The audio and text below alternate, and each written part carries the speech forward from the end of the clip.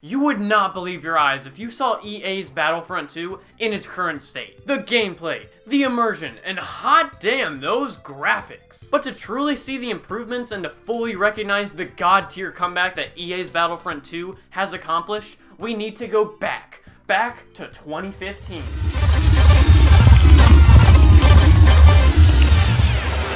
Hello and welcome to the Money Wars. We are playing. Whoa! No. We're like a month ahead. Dear God, go back, please.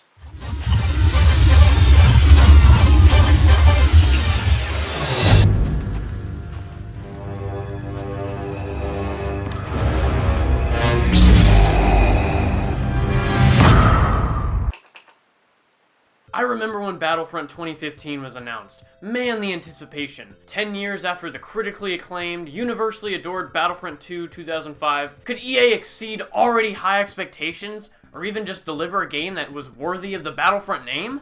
The graphics were good. They even announced DLC that would cost, oh my goodness. But at least there'd be 4 of them. So how did those deliver? The graphics were still good. Okay, but for real, the DLC packs were actually pretty good. It nearly tripled the content in the game. But you shouldn't really have to pay $100 to get a full game. So all in all, a disaster. But for me, it was a nostalgic disaster. Because believe it or not, I actually really like Battlefront 2015. But yeah, it's common knowledge that it didn't have much of anything in the game and was just a big disappointment overall. There was no campaign and they didn't even have the prequels, so it felt like what half of a Battlefront game should be. But that was 2015. 2 years later, a presidential election, and all my social skills later, EA released a badass trailer for Battlefront 2. Free DLC, full-length campaign, all 3 eras of Star Wars with loads more customization. I pre-ordered that bad boy and was so pumped. The beta came online with a prequel battle in Naboo, and 2017 Me Melon was so hyped. So with already a pre-existing game, 2 years of development, and a 101 on how not to f*** up a game, how did it deliver? The graphics were better, and so is the gameplay, and the maps, and the heroes, and basically everything from the last game. Holy shoot, will this actually be good?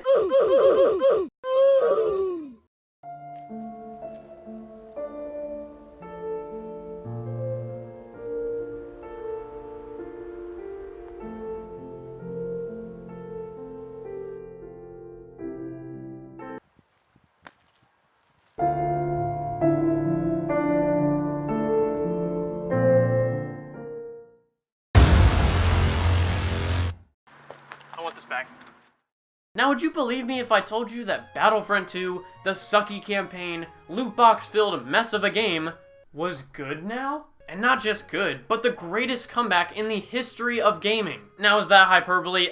Yeah, what website do you think you're on? But for real, Battlefront 2 has really turned around. It took it 2 years and an assloads of updates, but dude, it's really good now. But sadly, a common misconception when telling someone about Battlefront 2 nowadays is loot boxes. Hey random stranger, have you heard about Battlefront 2? Sick! Isn't that the game where you have to pay to play to be Darth Vader?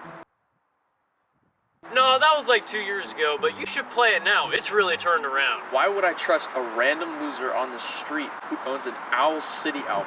Fireflies is trash. You son of a... So yeah, Battlefront 2 is getting absolutely ass blasted beyond repair before it even came out.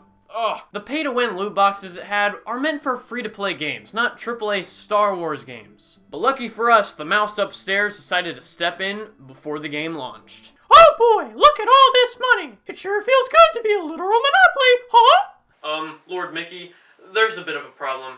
EA screwed up Battlefront again, and so because of that game's reception affecting our movies and all that, I thought maybe it would be best if we do a little damage control, just a little bit.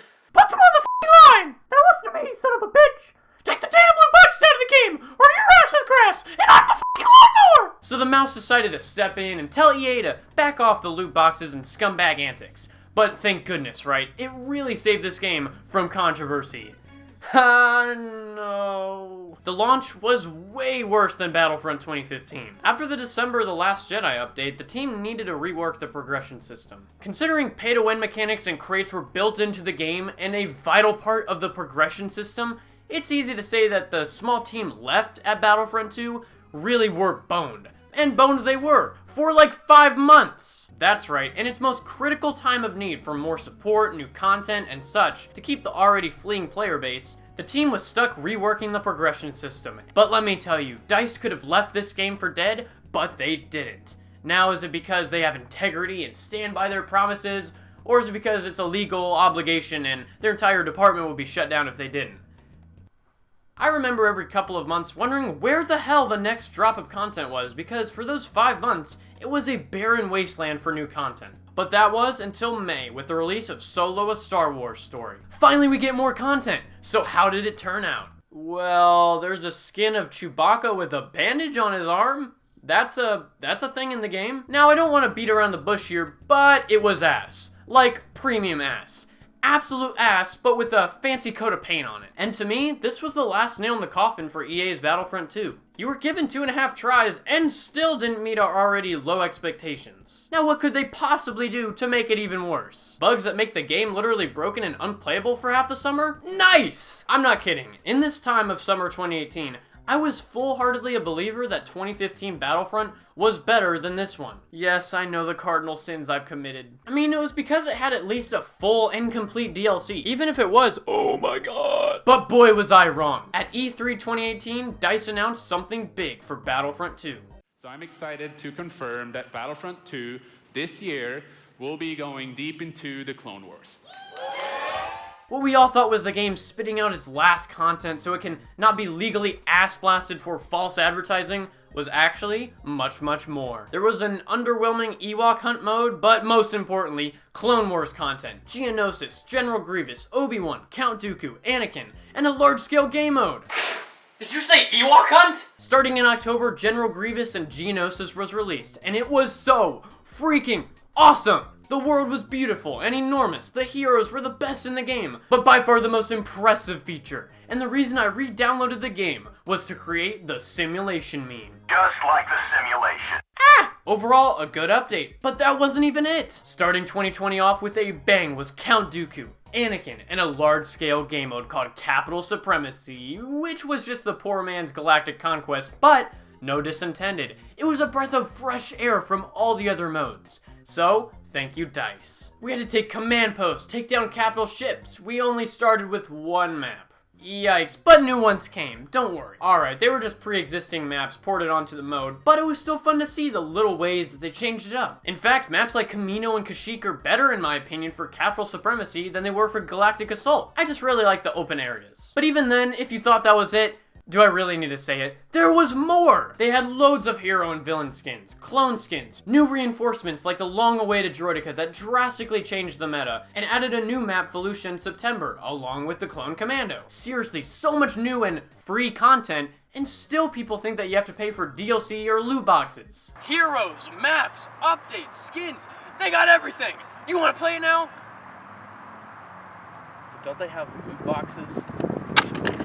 So update after update, content after content, and Battlefront 2 finally seems to be getting the recognition it deserves. Once the Rise of Skywalker update came out is when the game went into hyperdrive.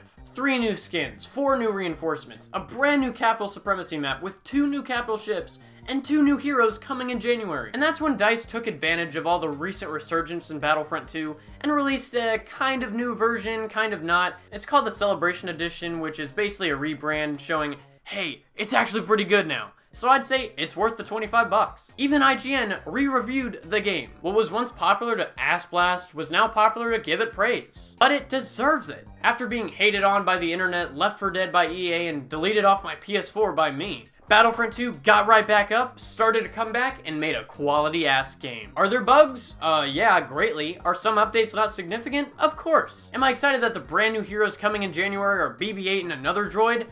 No, but I think there's still gonna be loads of more awesome content. The point is, the game is great now, and with future Star Wars media coming out, there's loads of more content DICE can add. I'm just glad that this game is back on track. They really turned this ship around.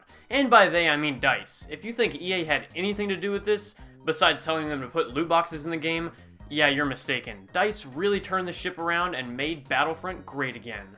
Thank you.